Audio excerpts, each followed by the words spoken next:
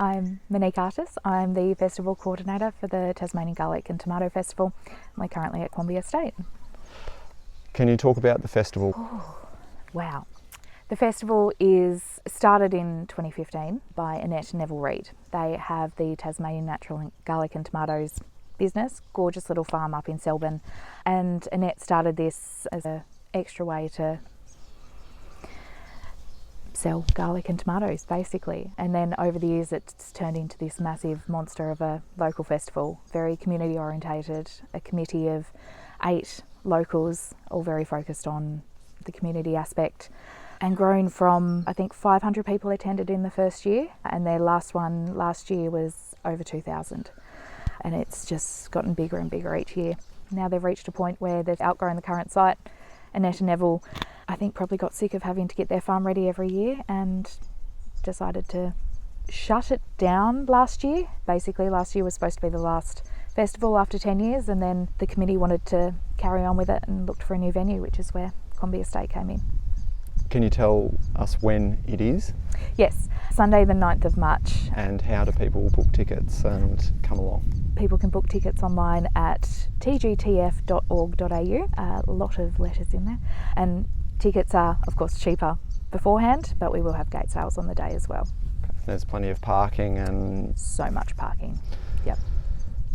So garlic and tomato, there's a range of different people who come to the festival. Can you talk a little bit about where they come from and some of the varieties that will be here? You're testing my knowledge. I eat a lot of it, but I don't know much about it. We have a lot of garlic producers from down south as well. The Cunha Garlic Festival down on the Tasman Peninsula, there's quite a few garlic growers down there that make their way up here as well.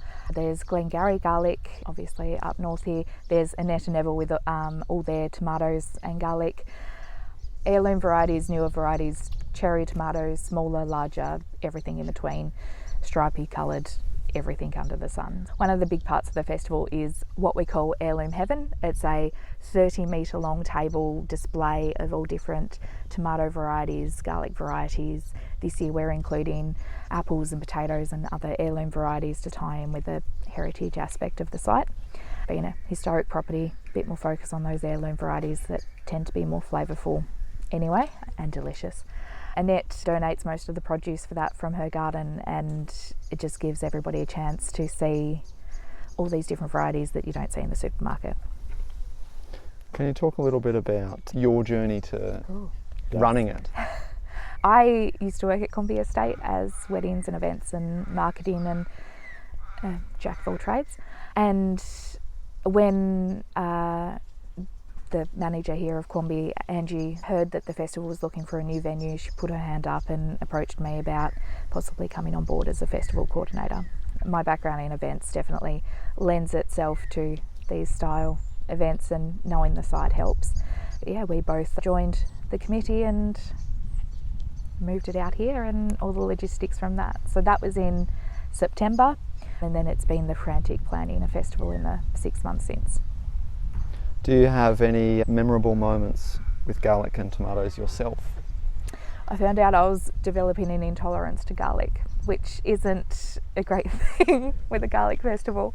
It's been fantastic digestive enzymes which help now, but just having a fresh tomato off the vine when it's still warm, when it's been just kissed by the sun a little bit, there is no greater joy in the world. That sort of fresh produce is exactly what people are going to get here at the festival. Everything's picked the day of or the day before and incredibly fresh.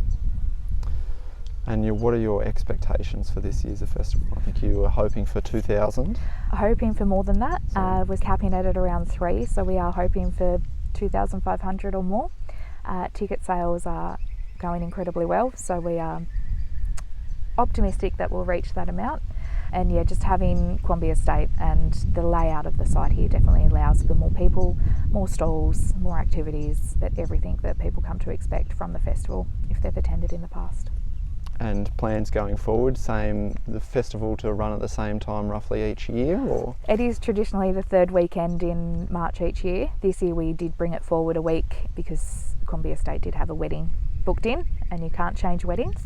But going forwards, yes, it'll be that traditional third weekend it ties in perfectly with a lot of other events around the area.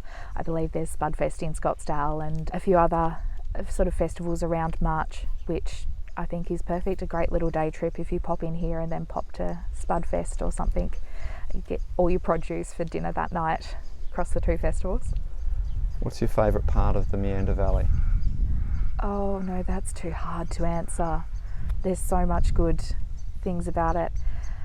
The incredible soil and the produce that comes from this, whether it's wine or the garlic or tomatoes or hazelnuts down the road or anything like that, just the sheer amount of variety that we've got here in an environment that's similar to England, Scotland. It could be anywhere in the world, but it's so iconically Tasmanian.